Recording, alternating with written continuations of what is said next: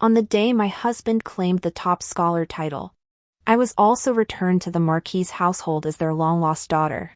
My parents held me and wept bitterly, vowing to make up for my half-life of wandering. Yet the daughter they raised blushed shyly upon seeing my husband. Everyone urged me to grant her devotion, including my husband himself. So I knelt before the Shentian prefecture gates, petitioning the Marquis' household to annul the top scholar's marriage. Later, all of Beijing whispered that the top scholar personally selected by His Majesty had gone mad, clutching the shredded marriage contract. He knelt daily before his ex-wife's door. Eyes reddened as he murmured, "Meow meow. Let's go home." At dawn, the Marquis' residence was shrouded in gloom, heavy clouds hanging low. "Mother begs you for just this one thing, let He-Ran take Honor back." Mother clutched my sleeve desperately, her eyes pleading. I lowered my gaze, coldly observing the once dignified and noble mistress of the Marquis' residence, now reduced to such humiliation. The physician said Honor won't survive much longer. "Do you truly wish to watch your sister die before your eyes?" Father's voice followed, standing beside her, his expression cold and unyielding. That tone of certainty suggested he'd already decided I shouldn't refuse. The Honor they spoke of was my nominal younger sister, Lin Han, the false daughter who had stolen my identity and enjoyed all the favor. A low cough suddenly echoed from within the room, deep and hoarse, mingled with a hint of restrained pain. "Honor." Mother's expression changed abruptly as she rushed into the room, father following close behind. The maids and servants attending nearby scrambled to gather around. No one spared me another glance. I stood alone in the courtyard, the wind carrying a chill. After a long while, I stepped onto the stone steps and gazed at the carved canopy bed. Lin Han lay pale and disheveled upon the bed. Spotting me, her eyes welled with tears, as if even speaking drained her last strength. "Sister, may I see my brother-in-law one last time?" Before I could respond, a maid's delighted cry pierced the air. "The young master has arrived." Instantly, every head turned in reflex. Mother scrambled to her feet, her haste causing her to stumble backward, knocking me hard against the table corner. I staggered, my waist striking the sharp edge with a searing pain. Yet no one noticed. All eyes followed a tall, slender figure slowly entering the room. It was Zhou Heron, the emperor's personally selected top scholar of the imperial examinations, a man of noble character and extraordinary talent. He was also my husband.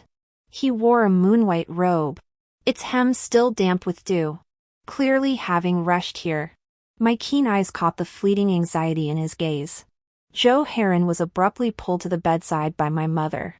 "Heron, you must persuade Honor. She refuses to take her medicine." No sooner had the words left her mouth than Lin Han began coughing violently. Her eyes trembled slightly as tears streamed down her cheeks like beads from a broken string. Zhou Heron fell silent for a moment, his complex gaze lingering on me. Then, with a low sigh, he crouched beside the bed and spoke gently. "Little sister, listen to the doctor. Take your medicine." Lin Han seemed unable to hold back any longer. She buried her face in his chest, sobbing uncontrollably. "Brother-in-law, I feel so miserable." Holding her delicate form, Zhou Heron stiffened slightly. After a long moment, he finally raised his hand and gently patted her back. So lightly, as if afraid of shattering her. I stood on the threshold, coldly watching the scene inside. My biological parents gathered around Lin Han, weeping bitterly. My husband held her in his arms, his face etched with sorrow. And what about me? What was I in this farce? I had been retrieved by the Marquis' household 3 months prior. I still remembered the early morning when the carriage slowed to a stop at the village entrance. The morning mist lingered, the world still shrouded in quiet.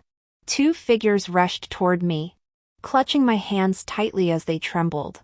"Child, you've suffered." Through their halting explanations, I learned I was the Marquis's long-lost biological daughter, the wet nurse by my mother's side, harboring resentment, had switched me with her own newborn at birth.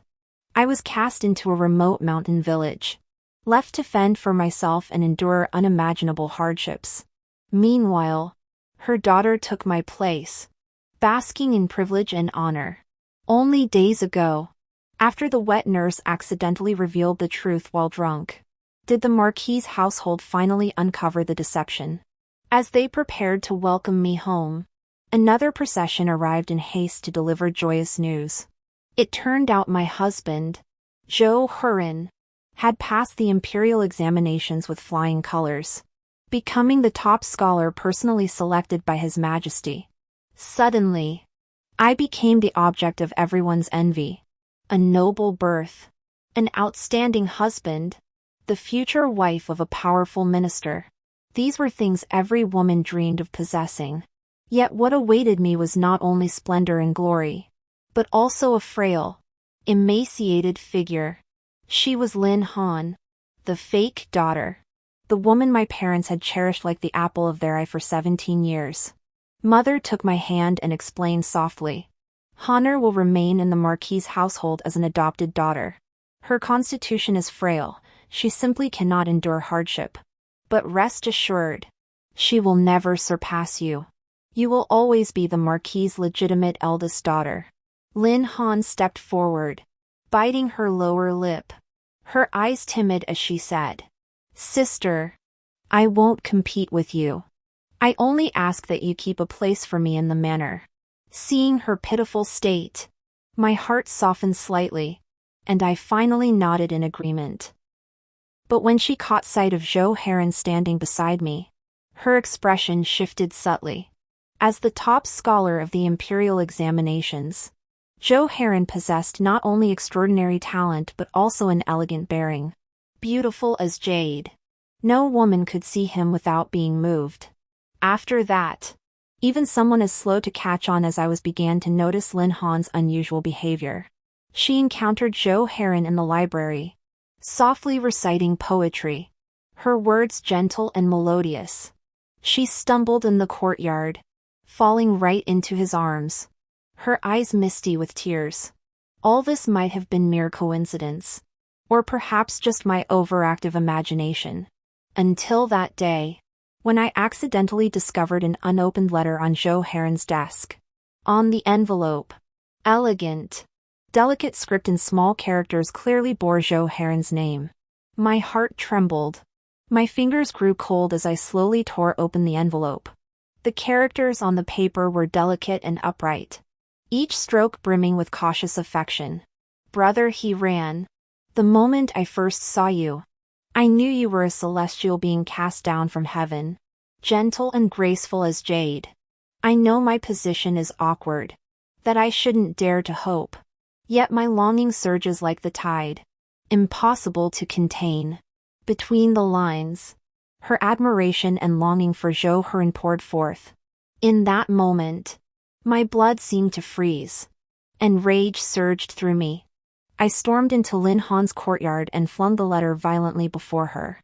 She froze for an instant, then tears slid down her pale cheeks. "Sister, I have long cherished my brother-in-law, yet never once sought to compete with you. I know my hopes were never meant to be fulfilled. To simply watch over him from afar was enough to satisfy my heart." Seeing her declare her feelings so plainly, I found myself utterly speechless. Our parents rushed in upon hearing the commotion, but Lin Han suddenly collapsed, fainting to the ground. Everyone scrambled to find a doctor. Completely forgetting about me, the person at the center of this drama, the physician diagnosed that Lin Han, already frail, was now emotionally distressed. Further shock might prevent her recovery. Seeing this, my parents shed their usual gentle demeanor and urged me to let her marry Joe Heron as a secondary wife. In that instant, I felt the world shatter beneath me. Recalling this, I let out a bitter laugh.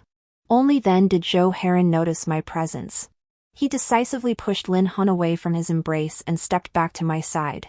Mother looked up at me, stumbled forward, and bent her knees, intending to kneel before me. Meower. I beg you.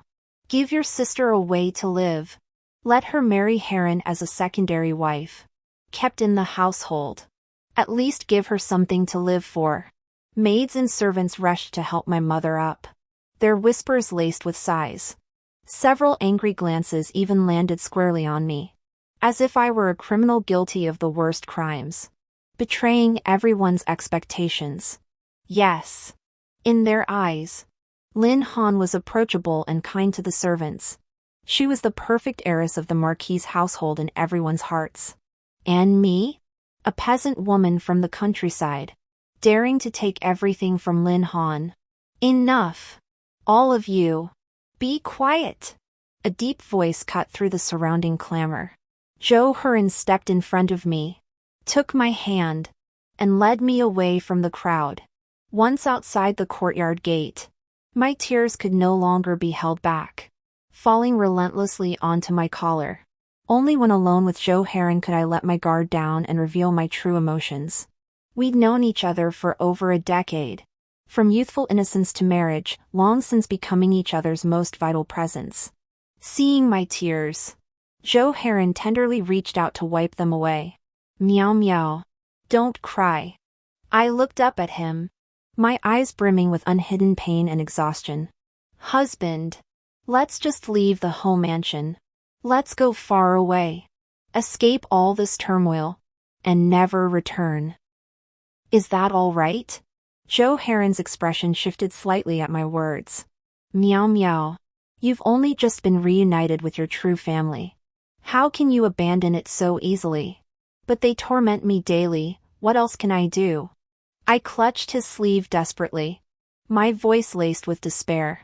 Zhou Heron gathered me into his arms with pity, whispering softly, "Our second sister is frail. She may not survive this winter. Why must you take her actions to heart? Indeed, the physician has already declared Lin Han's days are numbered. Yet even so, the thought of her coveting my husband still fills me with unbearable resentment."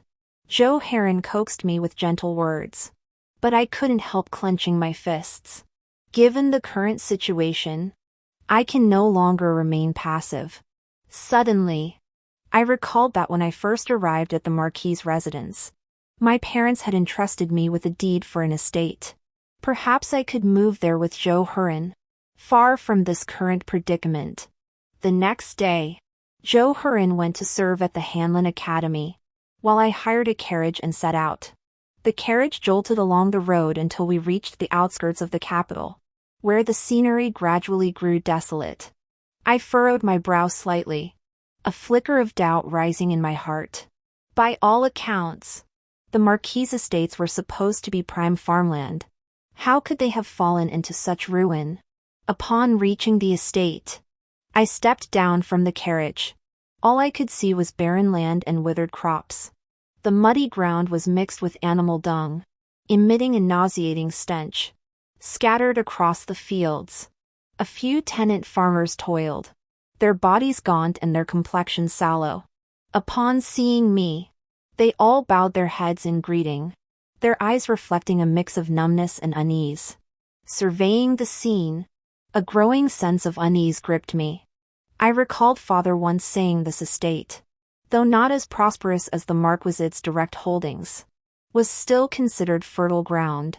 Yet now, not a single vibrant crop could be found in the fields. Only a few withered seedlings hung limply, as if silently weeping. I summoned the steward and demanded coldly, "Why has the estate fallen into such a state?" The steward hesitated, his face clouding with distress. "Miss, this year's rains were scarce. The crops failed. So, don't brush me off with talk of natural disasters." My tone was icy, my gaze sharp as a blade as I fixed him. When the manor sent inspectors to the estate, did they not notice anything amiss? If I have one strength, it's that I've tilled the land in the countryside for 17 years. When soil grows this barren, I can tell whether it's a natural disaster or a man-made one. Cold sweat beaded on the steward's forehead as he bowed his head, unable to answer. Just as I was about to press further, the whispered conversation of two farmers drifted into my ears. "Did you hear? The best estates in the Marquis's household were all given to the second young miss long ago." "That's right. Those estates of the second young miss have such rich soil and abundant water. Even the nobles in the capital envy them. But the estate given to the first young miss? Not only is the soil poor, it's been plagued by crop failures year after year. It can barely support a handful of people. Well, the second young miss has delicate health. The Marquis's wife dotes on her. How could she possibly care about the first young miss?" My blood froze. I stood rooted to the spot. So that's how it was. My parents gave the finest fields and most fertile estates to Lin Han. And I, the true heiress of the Marquis's household, was deemed worthy only of this barren patch of land? Is this my standing in this family? An indescribable rage and sorrow surged up, nearly overwhelming me. I had always believed that even if my parents favored Lin Han, I was still their daughter. They would at least give me some small compensation. But now it seemed even this faint hope was nothing but my delusion. My mind in turmoil, I rode back to the city in the carriage. Yet thinking of Joe Heron, a sliver of hope still rose within me. As long as I could be with him, poverty or wealth mattered little. I refused to believe that without the Marquis's backing, Joe Heron and I couldn't establish ourselves in the capital. Suddenly, a clear cry rang out from the alleyways. "Come see! The poems of the top 3 scholars, the Gold Scholar, the Second Scholar, and the First Scholar, are all on display at the Green Tea Pavilion." Top Scholar? That must be Joe Heron's work. Almost instinctively, I leaped off the carriage and followed the sound. Chui Ming Tower was a gathering place for scholars and refined guests. Each spring examination season, it hosted poetry gatherings, collecting the works of newly appointed scholars for public appreciation. I hurried forward, my eyes scanning the poems posted at the entrance. Suddenly, a familiar handwriting caught my eye. Clear, elegant, and steady, undoubtedly Joe Heron's. He began with a loom, painting a spring scene where every line brimmed with talent. Yet as I continued reading, I discovered another hand had responded with 2 more verses. The lyrics depicted a young maiden's yearning thoughts, stirring the heart. The script was soft and graceful, a classic floral pen small script, carrying a distinctly feminine charm. It formed a striking contrast with Joe Heron's bold strokes. Yet they echoed each other from afar. My heart suddenly tightened as I continued reading. Sure enough, Joe Heron had added 3 more verses, and the owner of the floral pen small script had responded with 4 more. Back and forth, 9 complete verses now stood clearly on the paper. From the opening lines to the closing verse, the intertwined meanings of the words formed a tender, lingering duet. A breeze swept past, causing the poetry scroll on the wall to sway slightly. Yet my gaze felt utterly transfixed upon that delicate, floral-adorned small script. That handwriting felt so familiar. Deep within my mind, a memory suddenly surfaced. It was the love letter Lin Han had written to Joe Heron. Indeed, she had once used this very style to pen tender words on stationery, pouring out her heart's yearning. And now, this same handwriting appeared before me on this very paper. In that instant, I stood frozen in place, struck as if by lightning. Does the young lady care for this poem? A voice snapped me back to reality. The attendant at Chui Ming Lu smiled as he explained. A month before the imperial examination, the future top scholar exchanged verses with a young lady at poetry gatherings for several days. Each day they wrote a segment, eventually crafting this masterpiece. A nearby patron gently fanned himself with a folding fan and chuckled. Such a refined affair. Their bond must be profound indeed. The attendant nodded in agreement. Precisely. Their poetry harmonized, their hearts intertwined, truly a match made in heaven. Onlookers murmured in admiration, their words brimming with envy and well wishes.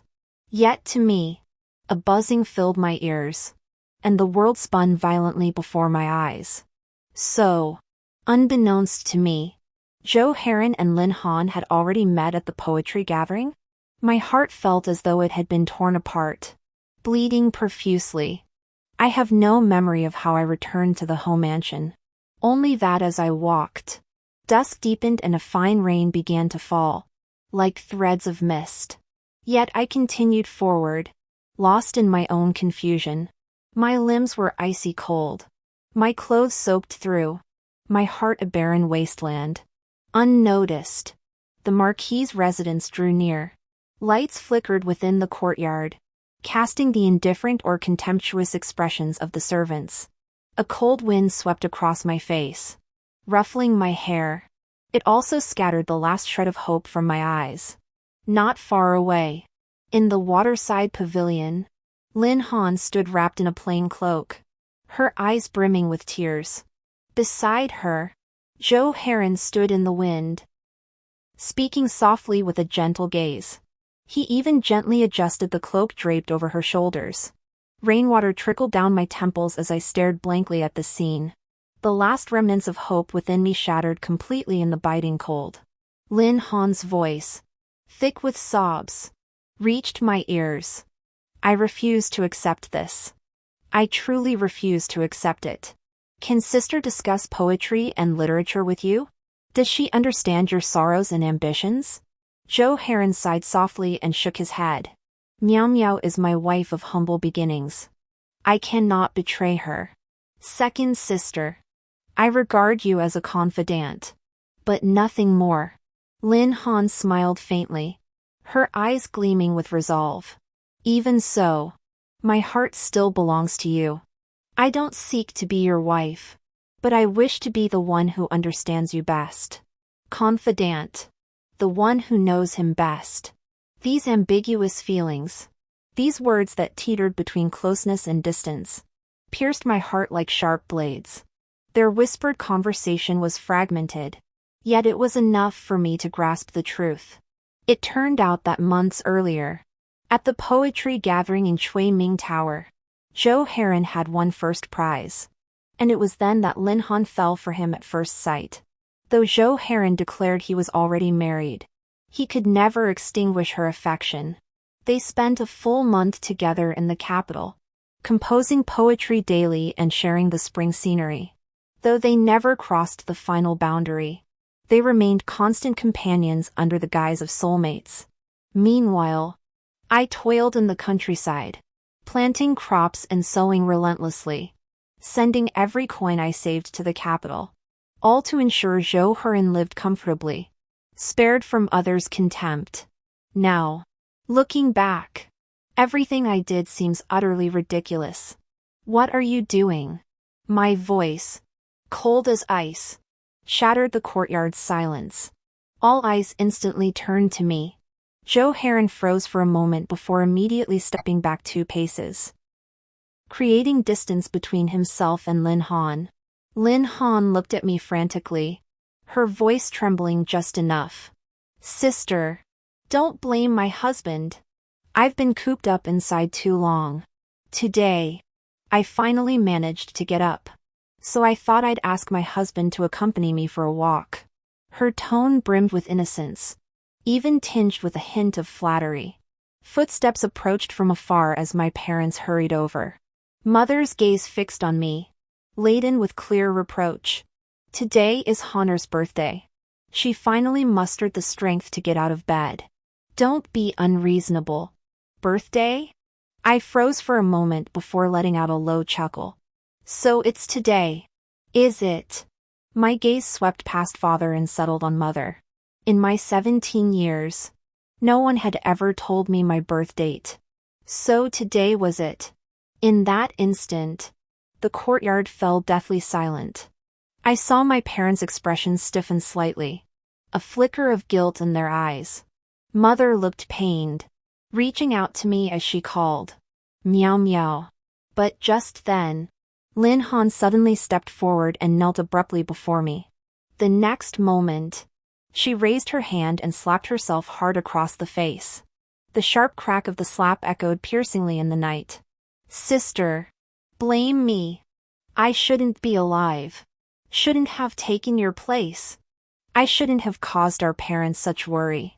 Shouldn't have fallen for my brother-in-law. And most of all, shouldn't have made you harbor resentment. Her voice was wretchedly sorrowful. Each word, each sentence like a poisoned dagger piercing the heart with agonizing pain. With that, she turned and kowtowed 3 times before our parents. Thud, thud, thud. Each blow struck the stone floor with heavy impact. The sound reverberated painfully in my eardrums, and everyone in the courtyard held their breath. Father, Mother, it's all Honor's fault. Please don't blame my sister. And don't send doctors to treat me anymore.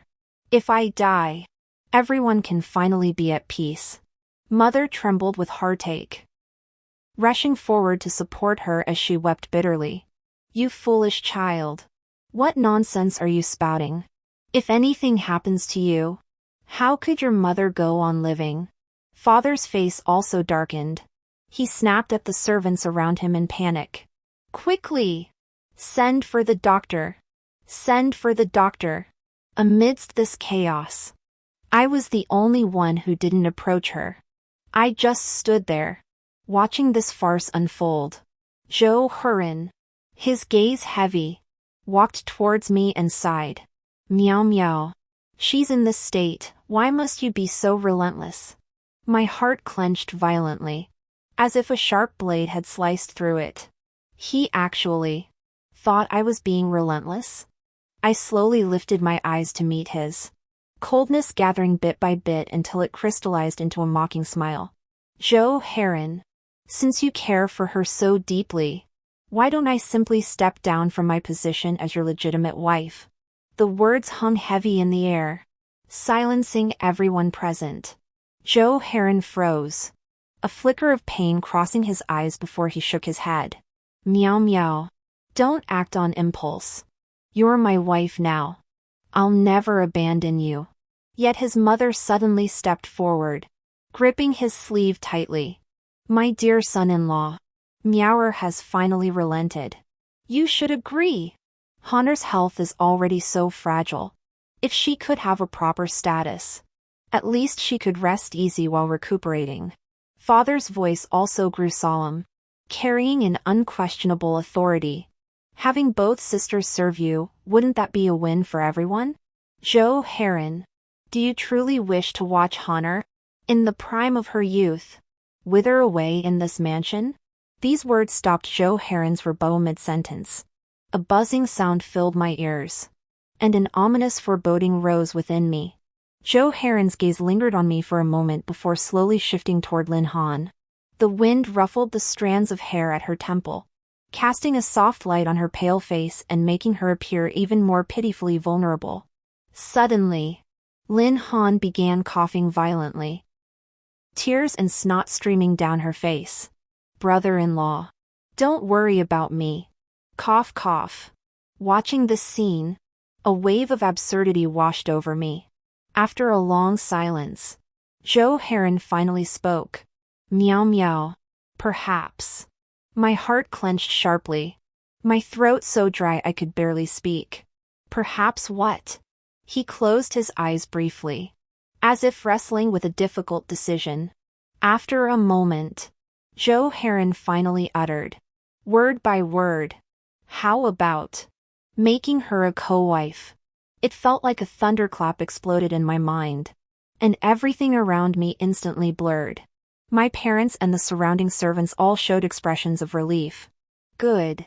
Good. Lin Han's eyes welled with tears. Yet the corners of her mouth turned up slightly, revealing an unbelievable joy. In that moment, I felt as if I were in a dream. Absurd. Ridiculous. Everything seemed predetermined, waiting only for my nod, waiting for my consent. Joe Heron stepped forward, reaching to grasp my hand. Meow meow. Let me explain. Get away. I violently flung his hand away. as if touched by some filthy thing. A flicker of shock flickered in his eyes. Suddenly, memories surged like a tidal wave, mingled with rage and despair.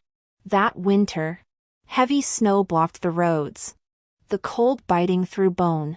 Starving and freezing, I huddled in the roadside grass, shivering uncontrollably. It was the village widow who found me and brought me home.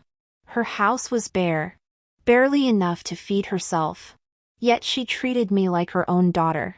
Joe Heron lived next door, equally poor, but he was the only child in the village who went to school. We were inseparable as children, growing up together. Later, a plague swept through, leaving corpses strewn across the village. My foster mother died, as did Joe Heron's family. The entire village became a desolate ruin, haunted by ghosts. At that time, only the two of us remained in the world, relying solely on each other for survival. I believed we would support one another and spend the rest of our lives together. So, I gritted my teeth and shouldered the burdens of life. My hands blistered from farm labor, and I sewed clothes by night to scrape together every penny for his education. Countless times, I endured hunger, saving my last morsel of rice for him while filling my own stomach with tree bark. Countless times, exhausted to the point of fainting, I still stitched shoe soles by dim oil lamp to save for his tuition. All I ever wished for was that one day he would pass the imperial examinations and rewrite our destiny. Finally, he became the top scholar, bathed in glory. I thought the suffering was finally over, that we would finally have a happy life. But now, he stands before me, telling me he intends to take another woman as his co-wife. So this was the man I had sacrificed everything to support, the one who would push me into the abyss with his own hands. I turned slowly, walking toward the house like a marionette on strings. Behind me, Joe Heron's voice was urgent, almost pleading. Meow meow. The doctor said she was determined to die. I only agreed to her request to ease her mind while she receives treatment. You are my only wife, but I cannot stand by and watch a vibrant life fade away. I paid him no heed, bending to sort through the clothes in the trunk, my fingertips trembling slightly from the cold. Joe Heron suddenly stepped forward, grabbing my arm. Meow meow. What are you doing? I shook off his hand, yet tears stubbornly welled in my eyes. I'm leaving here. Leaving you. His expression darkened, his voice thick with disbelief. We've been together all these years, why would you say such hurtful things? And your parents? They fought so hard to bring you back. Don't you feel even a shred of warmth for them? Kindness? A wave of mockery washed over me. Have you ever shown me even a shred of kindness? Or is my kindness meant to be trampled and stripped away at will? I wiped my tears away, held out my hand, my voice as cold as ice. Give me back that cat's eye stone. Joe Heron faltered, his gaze shifting nervously. My heart sank, and my voice rose sharply. Give it to me now. Yet he hung his head like a child caught in wrongdoing, his voice barely audible. Meow meow. I'm sorry. I gave the cat's eye stone to my second sister. In that instant, I froze. Memories from 3 years ago flooding my mind. Back then, I rescued someone at the mountain's base and tended to them for days. Before parting, they gifted me 2 cat's eye stones as thanks. On my wedding day, I gave one of them to Joe Heron. As he took it, his palm tightened slightly, his gaze tender yet resolute. This stone is my pledge, my heart remains steadfast. Back then, I trusted him without reservation. Yet now, he had given that very cat's eye stone to Lin Han. Joe Heron still avoided meeting my gaze, his voice heavy as he spoke. A few days ago, the physician said second sister's illness was severe. She needed cat's eye stone ground into powder for her medicine. But where could one find such a rare thing at such short notice? Each word of his fell upon my heart like a sharp blade. cutting deep enough to make my vision darken.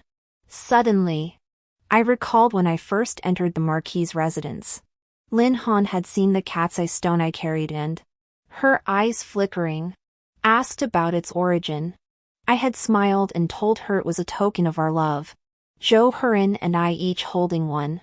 I still remember the fleeting envy in her eyes back then. Thinking of it now, it feels like pure irony. I scoffed coldly. There are countless precious herbs in this world. Yet she specifically demands this cat's eye stone. How convenient. Hearing my accusation, Zhou Herin's brow furrowed slightly. His expression displeased. Meow meow. That cat's eye stone is indeed precious. But could it possibly be more important than a human life? To stand by and watch someone die. To violate the fundamental principles of humanity, that is truly not the conduct of a gentleman. A gentleman?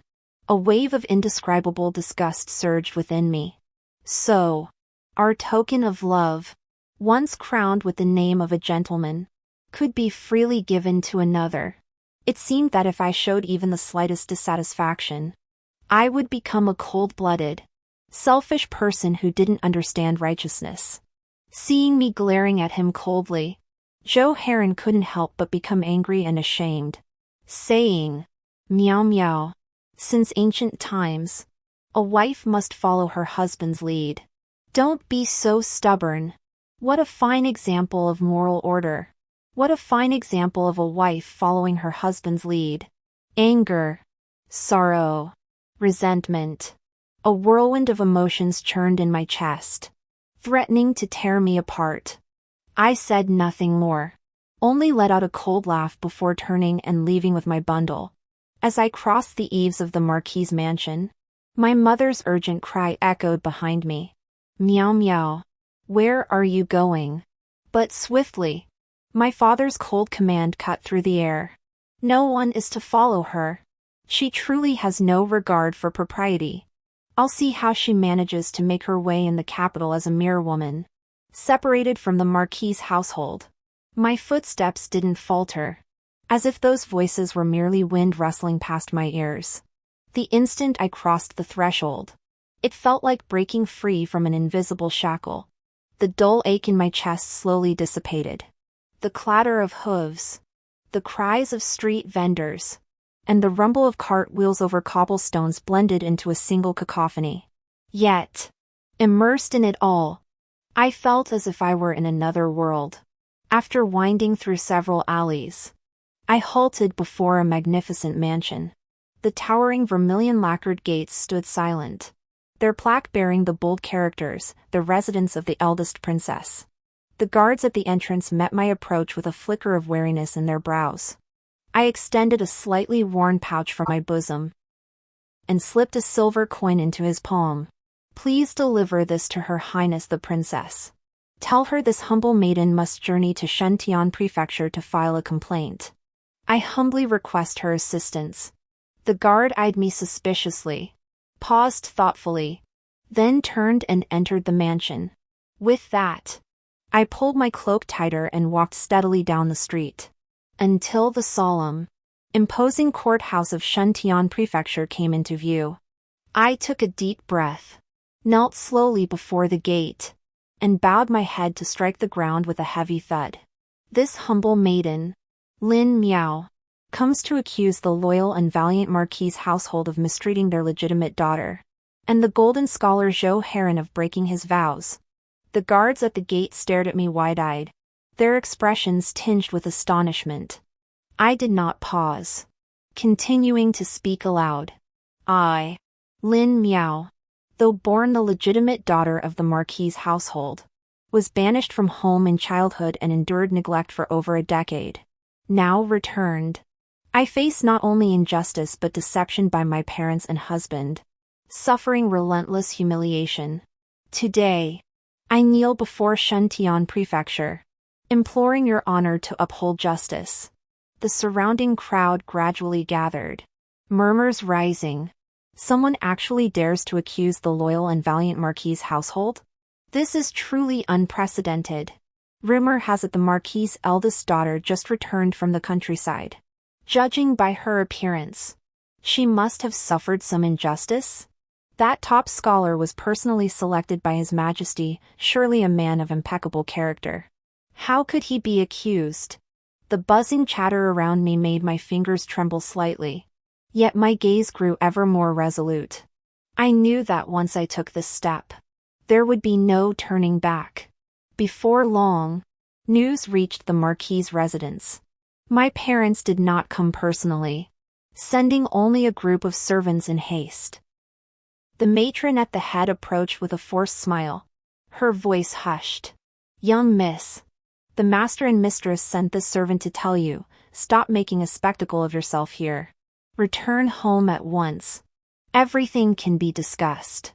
I fought back the bitter lump rising in my throat, clenching my teeth as I declared, "The home mansion has treated me unjustly. Even if I kneel here until I die, I will demand justice today." The matron's eyes flickered, but she swiftly resumed her kind-faced expression. Turning to the gathered villagers, she apologized with a forced smile. "Fellow villagers, our young mistress has recently been suffering from hysteria and speaking nonsense. I was just about to take her home to see a doctor." As she spoke, she discreetly signaled to the servants behind her. Before I could react, 2 servants pounced like tigers. They seized my arms, one on each side, their strength nearly lifting me off the ground. "Let me go!" I struggled desperately, my palms scraping bloody gashes on the stone pavement. Yet I couldn't break free. A gasp rippled through the crowd. Someone murmured in dismay, "The Marquis's household is being rather harsh." Hearing this, the matron's expression turned icy. She shrieked at the onlookers. "The young miss is not in her right mind. Her antics are nothing new. Do not spread rumors, or the Marquis's household will not let it pass." The servants tightened their grip, their rough palms clamping down like iron pincers, forcibly dragging me backward. The onlookers on the street wore expressions of pity, yet no one dared to intervene. Just as I was about to be dragged away, a furious shout suddenly pierced my ears. "Who dares make such a commotion here?" The voice boomed with authority, like thunder cracking through the air, splitting the crowd apart. I turned my head with difficulty and saw a carriage slowly coming to a halt before the gates of Shuntian Prefecture. The curtain lifted, and a middle-aged man in official robes stepped out with steady purpose. His expression was stern and commanding, the sleeves of his robe embroidered with the flying fish pattern symbolizing official authority. Whispers immediately rippled through the crowd. "It's Magistrate Wang of Shuntian Prefecture." Standing with hands clasped behind his back, Magistrate Wang swept his cold gaze over the assembly, radiating the unspoken authority of his position. His eyes finally settled on me, and he barked in a low voice, "What manner is this? Kneeling here? Take them all inside." The servants of the Ho household looked distressed, but ultimately followed me into the courtyard of Shuntian Prefecture. Lord Wang sat upright on the dais, his gavel striking the bench with force. "Why did you cause a disturbance outside the Shuntian Prefecture gates?" Kneeling on the cold blue brick floor, a bitter taste rose in my throat. Yet I steadied my mind and recounted my grievances, word by word, from the truth about my birth, to the Marquis's forced marriage, to Zhou Heren's betrayal.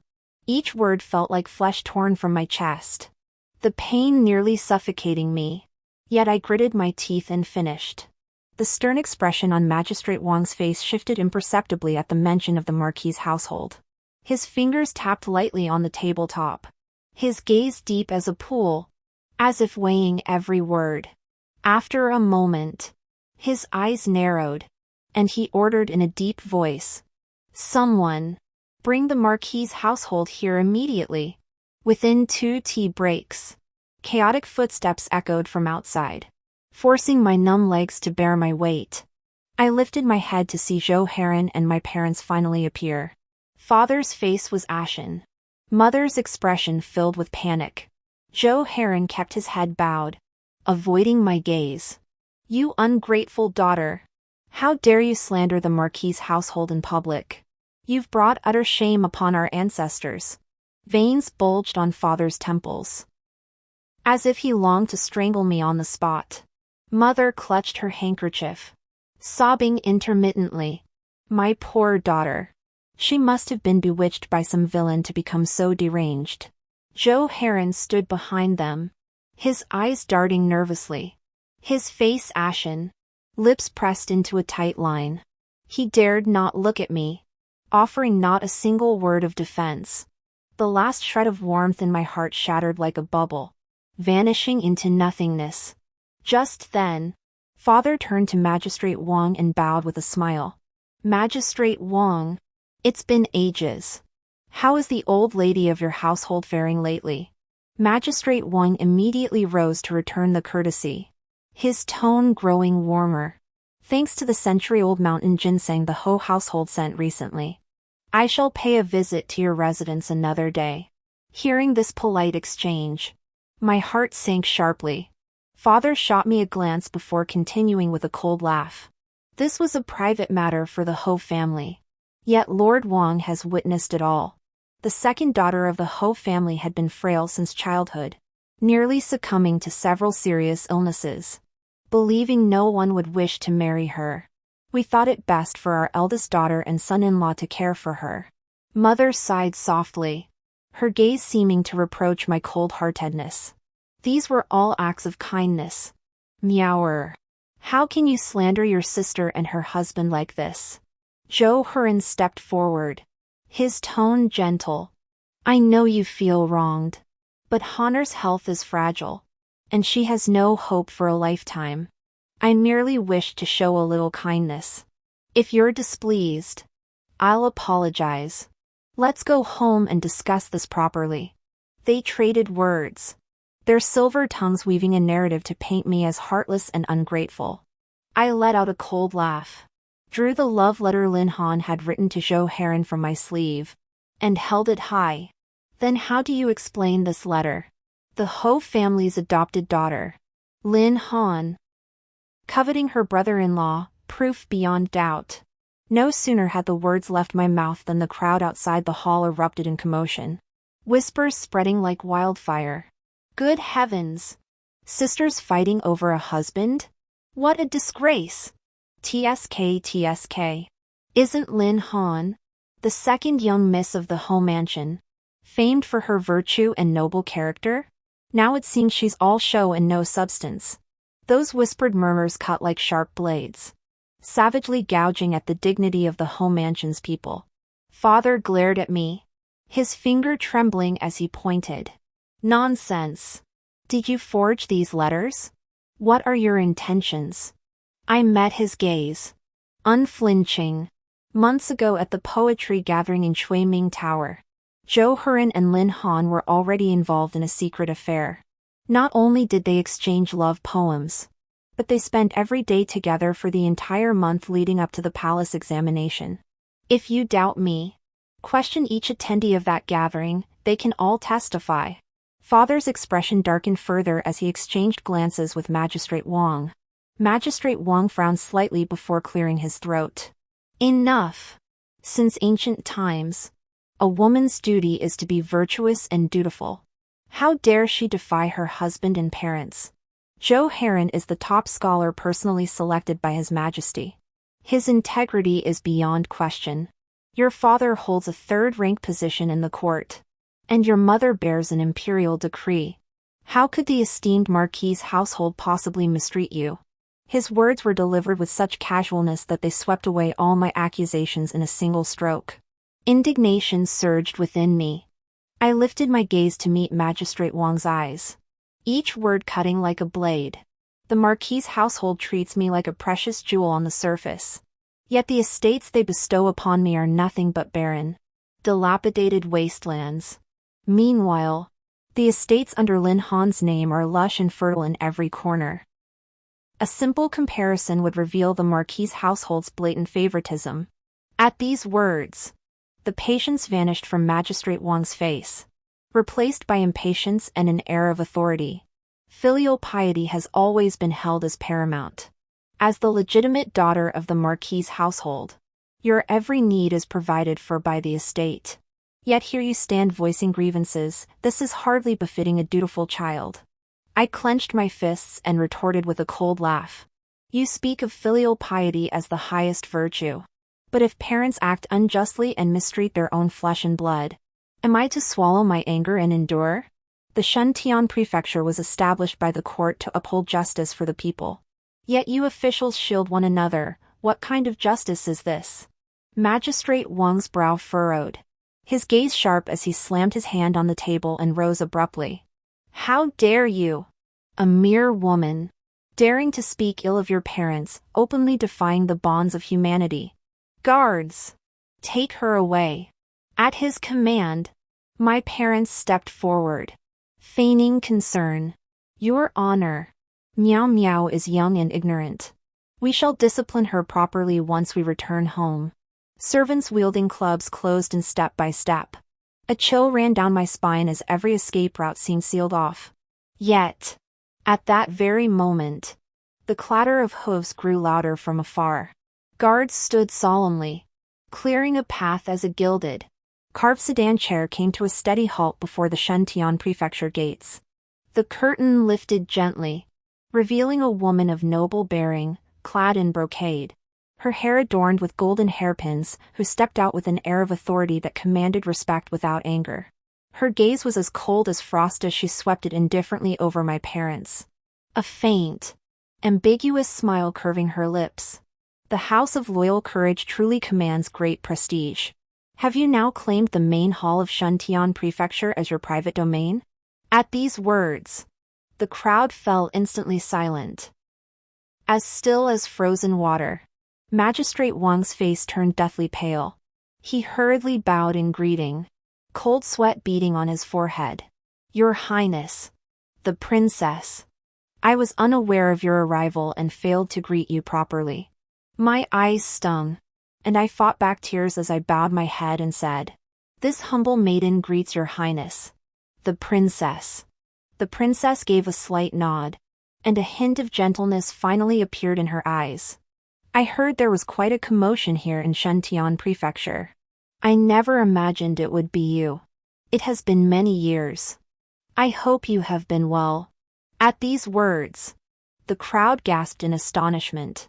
You see, 3 years ago, the princess was attacked while traveling out of the capital. All her attendants and servants were brutally murdered. She tumbled down a hillside, covered in wounds. It was I, a peasant girl gathering firewood on the mountain, who rescued her. At that time, Zhou Herin was staying at the town study hall to pursue his studies. So I carried the princess back to my thatched cottage. I bandaged her wounds, tended to her diligently, and even risked my life to deliver her messages, until reinforcements finally arrived. Before parting, the princess left 2 cat's eye stones as tokens, promising that should I ever face hardship, I could present them to seek her aid. She also warned me never to reveal the assassination attempt, lest it bring calamity. Recalling this, the princess slowly drew a pouch from her sleeve and opened it. Inside lay a single cat's eye stone. Her gaze darkened slightly as she said softly, This stone was once a pear, a gift from His Majesty to this princess. I bestowed it upon the Lin family's daughter. Now tell me, why is only one remaining? At these words, Zhou Herin's legs buckled. He collapsed to his knees, his voice trembling as he stammered. Your servant gave this to the second young lady of the Ho family, but it was solely for medicinal purposes to save a life.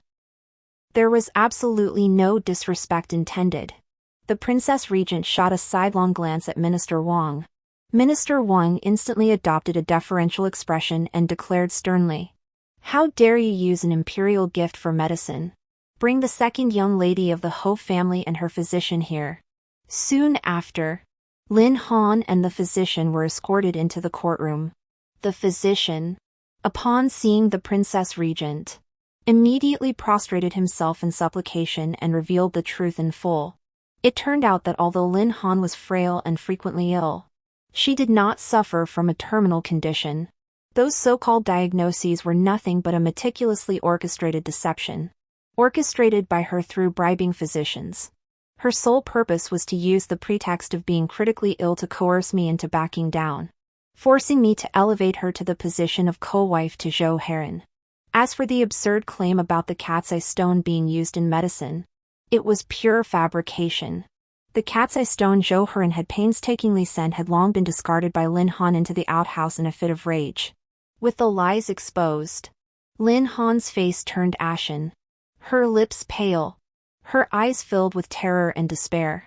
Joe Heron stood speechless, clearly unaware he too had been deceived. My heart now still as water. I spoke slowly. The truth is clear. This humble maiden and Joe Heron share no affection. I implore your honor to grant us a divorce. At these words, all color drained from Joe Heron's face. Meow meow. We've been together for over a decade. How can you be so heartless? Even if I was momentarily blinded by passion, you couldn't. My smile turned icy, like a blade gliding across ice. Over a decade together? When you were with Lin Han, did you remember I was your wife? His face turned deathly pale, his entire being drained of strength. He staggered backward, nearly collapsing to the ground, under the eldest princess's watchful gaze. Lord Wang understood the implication and immediately pronounced my divorce from Joe Heron official. I retrieved the marriage contract from our wedding day.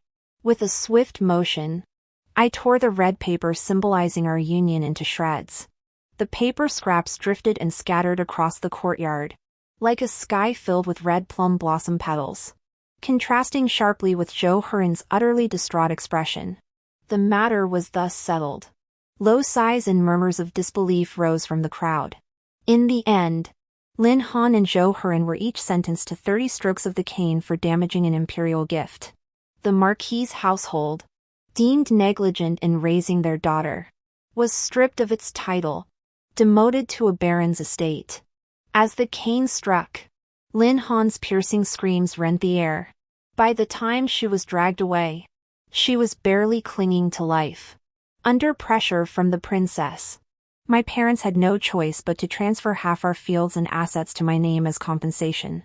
It felt as though shackles had been cast off my heart, the weight in my chest gradually dissipating. At last, the clouds parted, revealing boundless skies and seas, a world open for me to roam. Unexpectedly, this incident caused a huge stir in the capital. It became the talk of the town, discussed over meals and in every alleyway. It was even adapted into a theatrical play, vividly performed in tea houses and taverns. Lin Han's reputation plummeted, her once gentle and virtuous image utterly shattered. Seeing the situation turn dire, my parents hastily sent her to a country estate, hoping to shield her from public scrutiny. I, however, resolutely boarded a carriage and returned to that dilapidated manor. Though I now possessed ample means, I sought to occupy myself, to ease the grief and anger within. As the carriage entered the estate, the desolate, barren scene that met me brought a strange sense of relief. Though simple, this place was truly mine. Here, I need not live in constant fear or cater to others' whims. Rolling up my sleeves, I joined the maids and servants in cleaning the rooms. I wiped down each dust-covered piece of furniture, gathered scattered tiles, and set them in place. Sweat soaked through my clothes, and red marks appeared on my palms from the labor. Yet this tangible sense of fulfillment brought me a long-forgotten peace. Finally, exhaustion washed over me like a tide, and I drifted into a deep sleep on the bed. The next morning, sunlight filtered through the worn window frames, casting mottled patterns across the room. Feeling slightly refreshed, I changed into simple clothes and pushed open the door toward the fields in the backyard. The land before me was utterly barren, the soil hard and compacted, overgrown with weeds. But I didn't lose heart. After all, when I farmed in the countryside years ago, the conditions were even worse than this. I picked up a hoe, instructed the steward to buy seedlings, and called on several farmers to help with the work. The hoe swung down, sending soil flying, and the parched ground gradually softened beneath the pickaxe. As I toiled at the plow, Joe Heron's image involuntarily surfaced in my mind. Those sweet words and beautiful time spent together now seemed nothing more than a fleeting dream. A wave of bitterness surged in my chest. Gritting my teeth, I dug the hoe deeper into the earth, my movements growing more brutal. Only by plunging the tool deep into the soil could I vent the fury boiling within. Suddenly, an arrow whistled through the air. With a sharp whoosh, a wild goose flapped its wings in mid-flight, plummeting straight into my arms. My heart jolted, and the hoe nearly slipped from my grasp. Young lady, that was my kill. I looked up at the voice and saw a young man, supported by a group of servants, limping toward me. A wooden crutch rested under his arm. Though his steps were slow, his figure remained tall and straight. As he approached, I noticed his sharp, handsome features and skin glowing with a healthy, sun-kissed tan, as if weathered by years of scorching sun and sandstorms. His gaze lingered on me for a moment before he regained his composure, replying with measured courtesy. I have been recuperating from an injury at the neighboring estate. My earlier intrusion was unwarranted. Might I request the return of my game? Snapping back to attention, I promptly handed over the goose. His attendant stepped forward and accepted it with deference.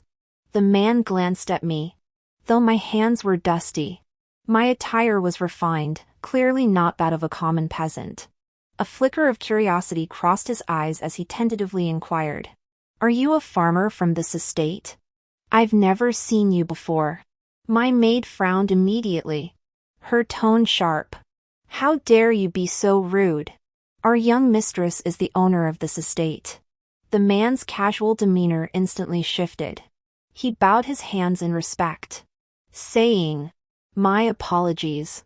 Noble ladies in the capital are often pampered, but one as hearty as your mistress is indeed rare." With that, he waved his hand. His attendant promptly presented 2 wild rabbits with reverence. "I am Su Mubai. For my earlier offense, I offer these 2 wild rabbits as an apology. I hope the young lady will not hold it against me." His gaze was open and honest, neither fawning nor dismissive, which somehow made him more likable. I gave a slight nod and said coolly, "Thank you, young master."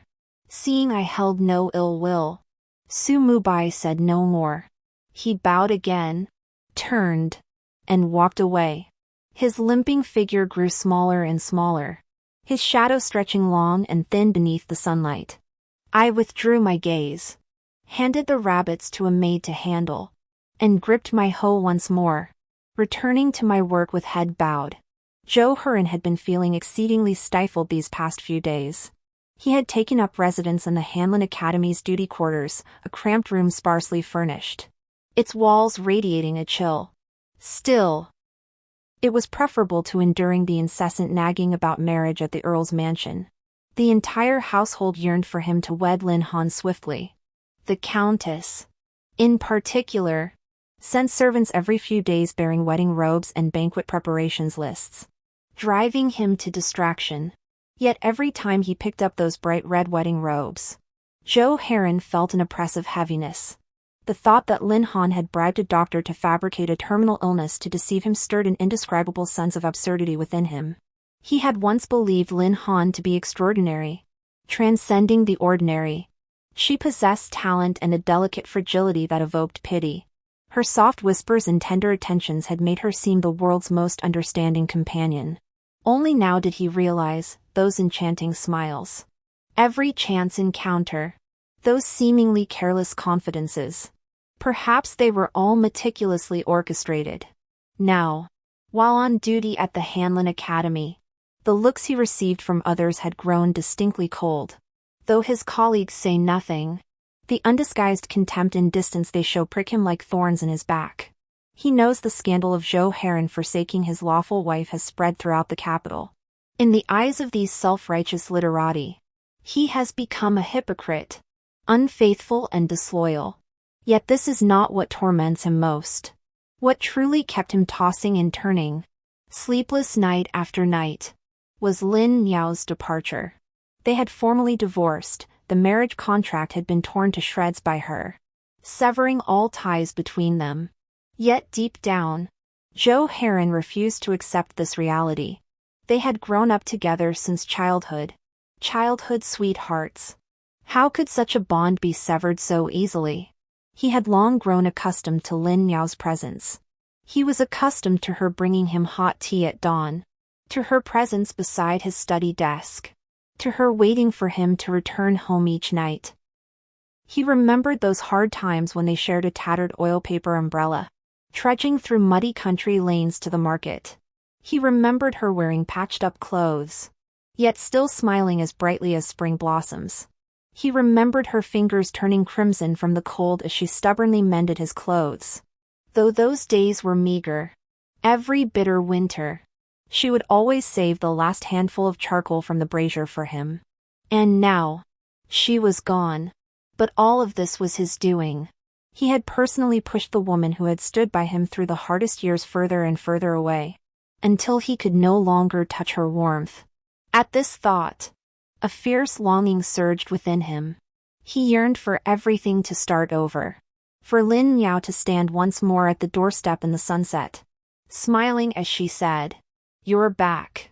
No. He couldn't let her leave like this.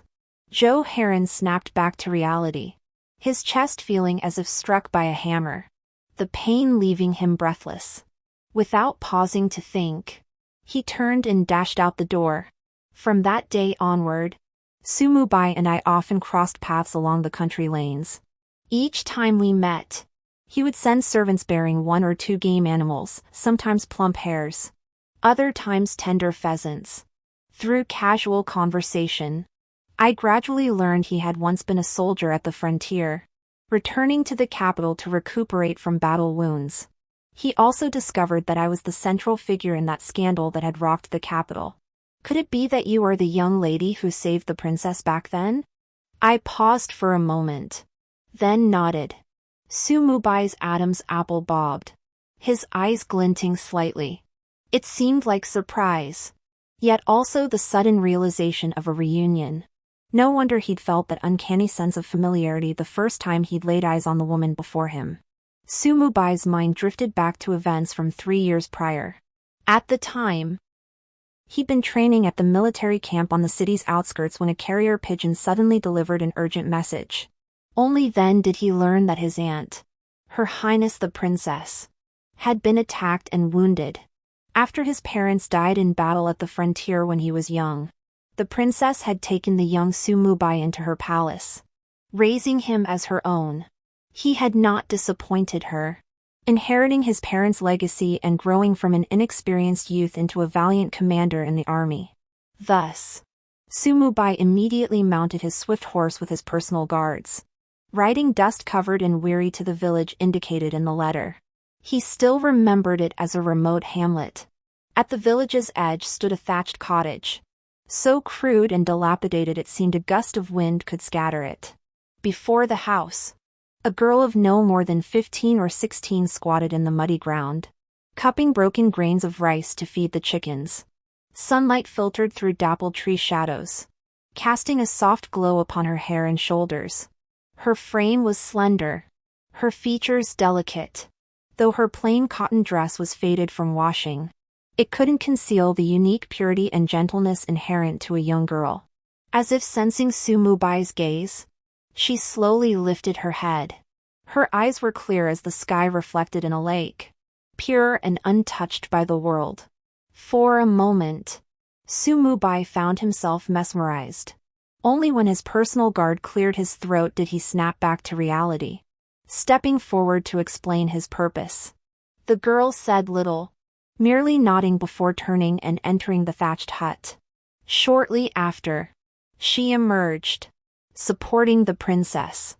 The princess's eyes glistened with tears upon seeing him, yet she maintained the dignified poise befitting royalty. When the princess inquired if the young woman desired any reward, she shook her head, smiling as she said she needed nothing. Such unassuming grace made it seem as though her actions were merely a simple gesture. Just then, the young woman's gaze suddenly fell upon Sumubai's hand. There was a fresh cut, accidentally made by a tree branch. "You're hurt," she gasped softly, stepping forward lightly. She took out a cloth she carried with her and gently bandaged the wound. Sumubai paused slightly, feeling the warmth of her slender fingers lingering on his wrist. In that instant, his heartbeat quickened, though the girl's face had gradually faded from memory. Over these past 3 years, he occasionally recalled the soft touch of her fingertips and the clarity of her eyes. Back then, he never imagined that the river of fate would eventually bring her back to him. Coming to his senses, Sumubai felt a faint stirring within. He gazed toward the distant green mountains and verdant forests, a hint of mischief flashing in his eyes. "The weather is perfect today. Why not join me for a stroll through the woods? It might help ease your mind." I paused, hesitating slightly, but this. Sumubai had already turned, gesturing toward the bow and arrows held by his attendant nearby, and smiled. "If you're interested, miss, I could teach you archery. It serves as a pastime and may also ease any lingering worries." I blinked, curiosity piqued. "Archery? But I've never tried it." "Precisely why it's more interesting, don't you think?" I paused, considering it might be worth a try, and nodded in agreement. Sumubai handed me a stiff bow. I mimicked his posture to draw the string, only to discover the bow was far heavier than I'd imagined. Before the arrow could fly, the recoil sent me stumbling backward, tumbling toward the muddy ground. "Watch out!" A strong arm wrapped around my waist just in time, pulling me securely into a warm embrace. His palm pressed against my back through the fabric, its heat making my cheeks flush. "Are you okay?" Sumubai's voice was warm and deep, his breath tickling my ear, sending a tingle down my spine.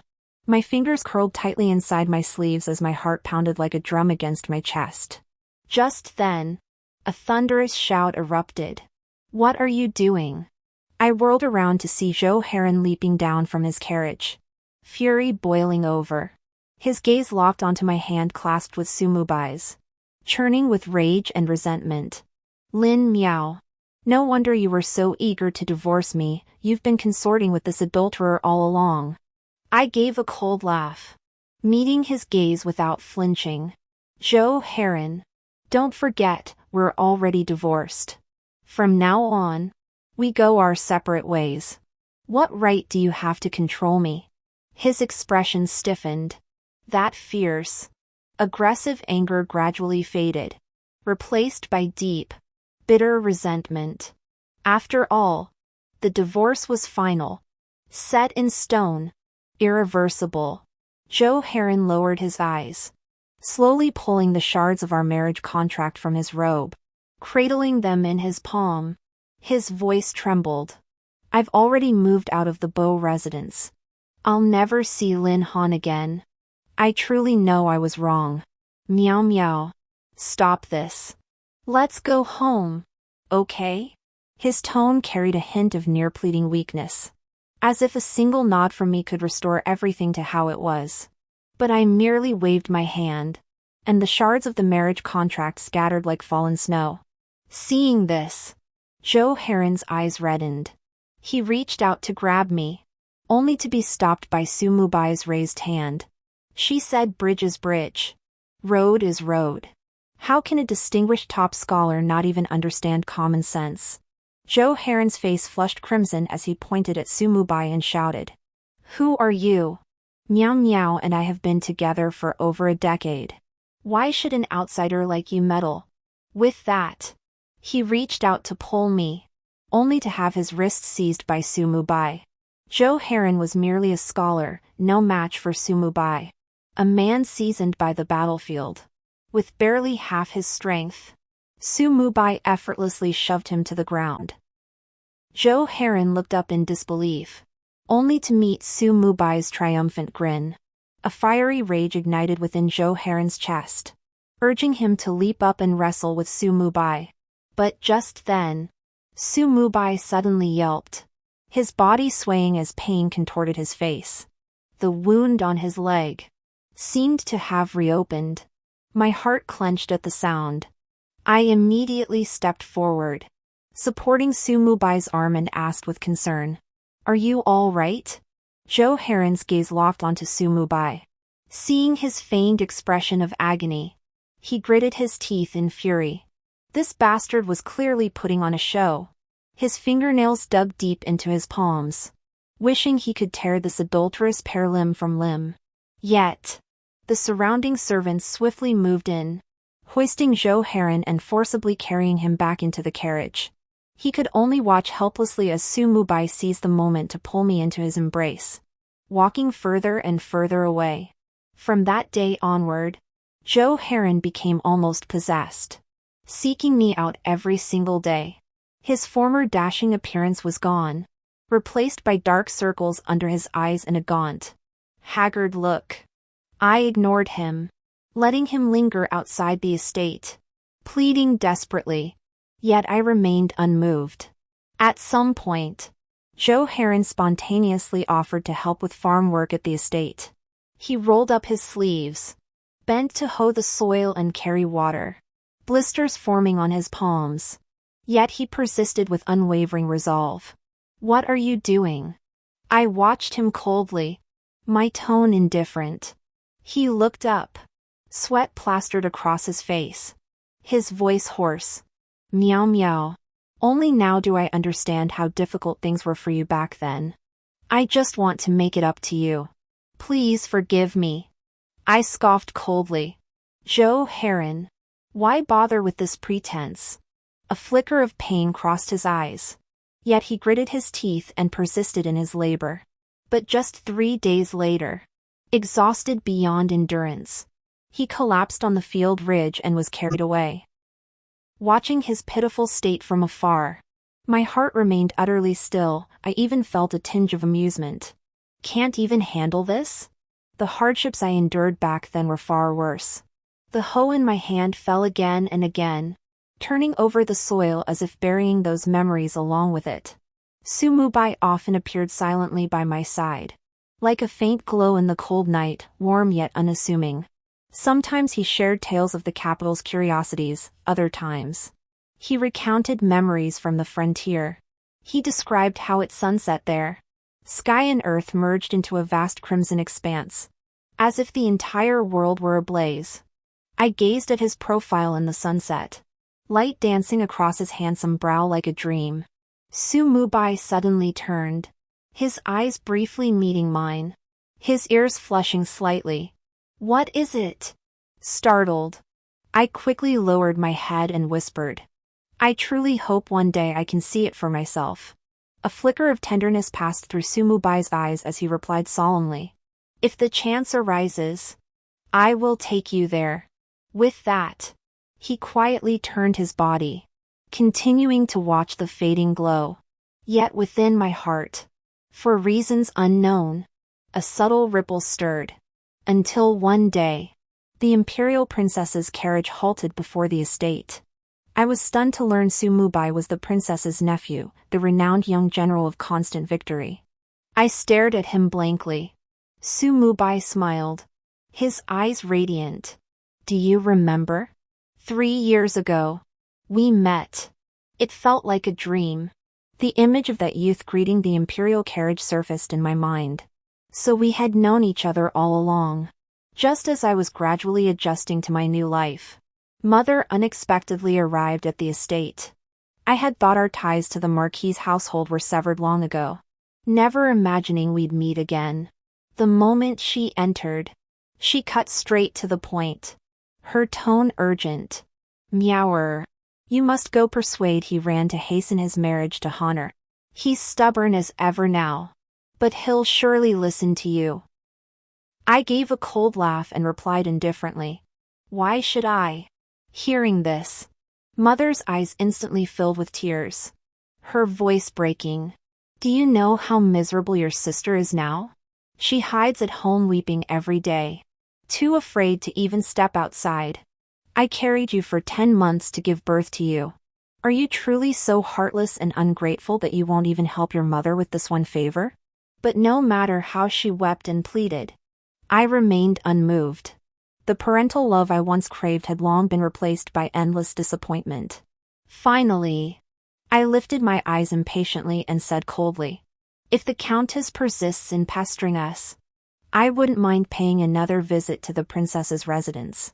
Mother paused at this, her face growing even more sorrowful. In the end, supported by her maidservant, she muttered under her breath, ingrate, and turned away, tears streaming down her face. What I hadn't anticipated was that news of this confrontation quickly reached Sumubai's ears. Upon learning of the incident, a cold gleam flashed in Sumubai's eyes. Thus, with his covert influence, the imperial court launched a thorough investigation into a case of corruption and favoritism. The truth, like fire, could not be concealed forever. Layer upon layer of corruption was exposed, with far-reaching implications. Among those implicated was the Earl's household.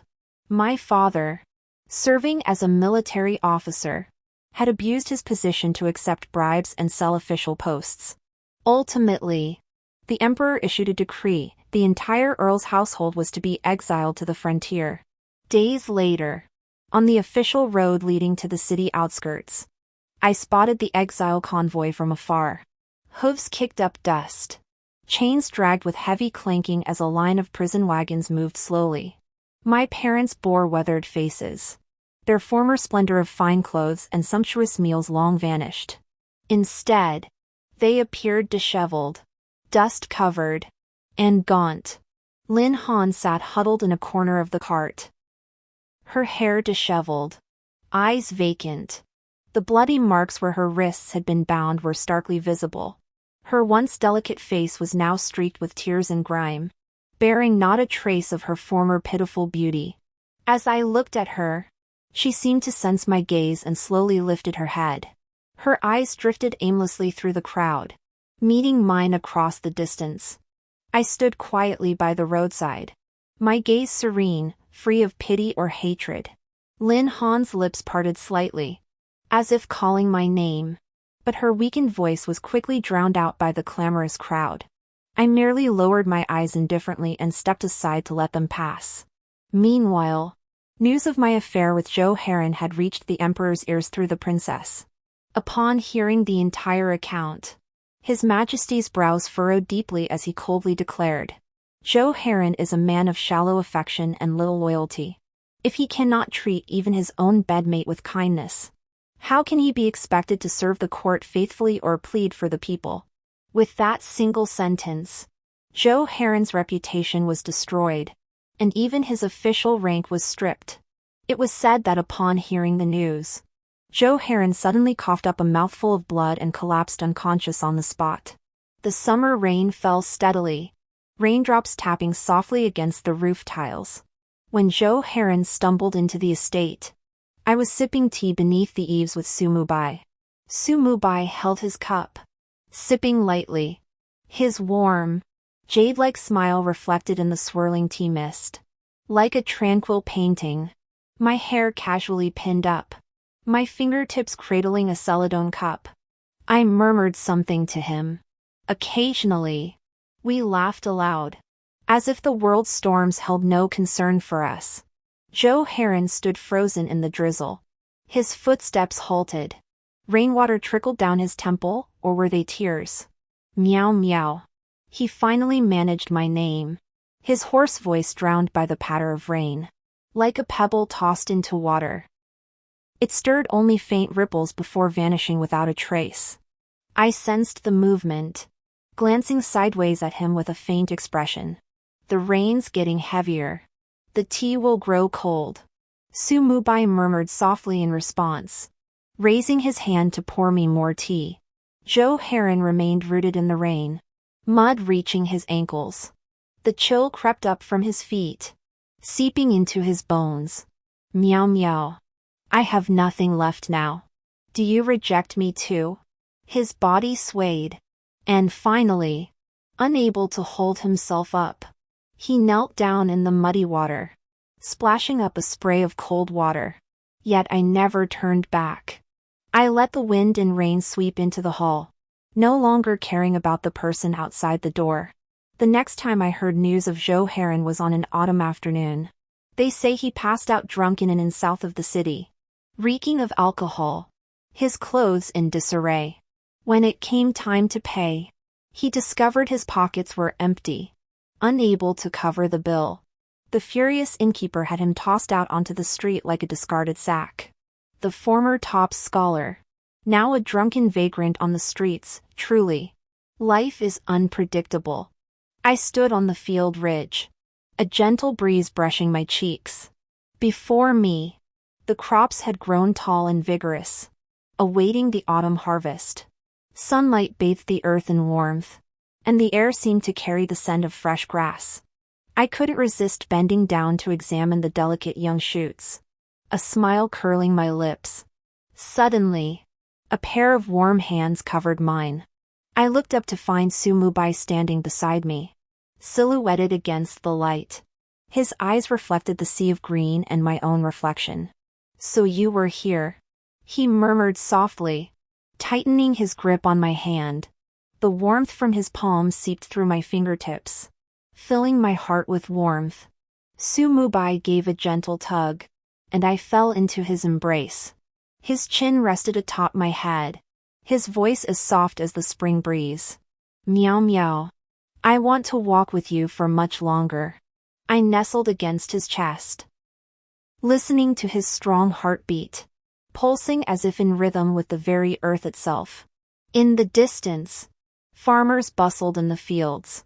The sounds of chickens and dogs mingled, and children's laughter drifted from nearby. Everything felt so vivid, so beautiful. I closed my eyes, savoring this moment of stillness. The end.